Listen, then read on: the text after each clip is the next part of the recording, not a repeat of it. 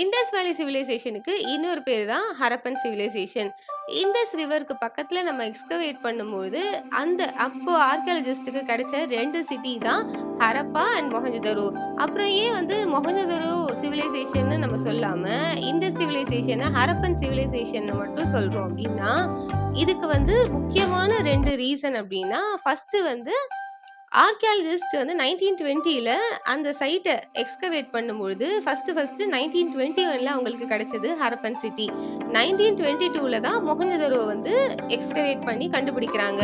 So, first கிடைச்சதுன்னு பார்க்கும்பொழுது ஹரப்பா தான். அண்ட் அதோட ஹரப்பா அந்த சிட்டில தான் எர்த்தன் பார்ட்ஸோ, பில்டிங்ஸோ அவங்களுக்கு கிடைச்ச அந்த ஆதாரங்கள் நெறைய ஆதாரங்கள் கிடைச்சதாகவும், அந்த இடத்துல கிடைச்ச அந்த ஆதாரம்லாம் அதாவது அந்த ஆர்க்கியாலஜிக்கல் எவிடன்ஸ் எல்லாம் ரொம்ப யூனிக்கா இருந்ததுனாலயும், அத வச்சு தான் நம்மளுக்கு ஹிஸ்டரியில நெறைய விஷயங்கள் இந்த சிவிலைசேஷன சேர்ந்தது. இந்த பர்ட்டிகுலர் மக்கள் இப்படியெல்லாம் இருந்தாங்க அப்படிங்கிறத நெறைய விஷயங்கள நம்ம தெரிஞ்சுக்க முடிஞ்சுச்சு.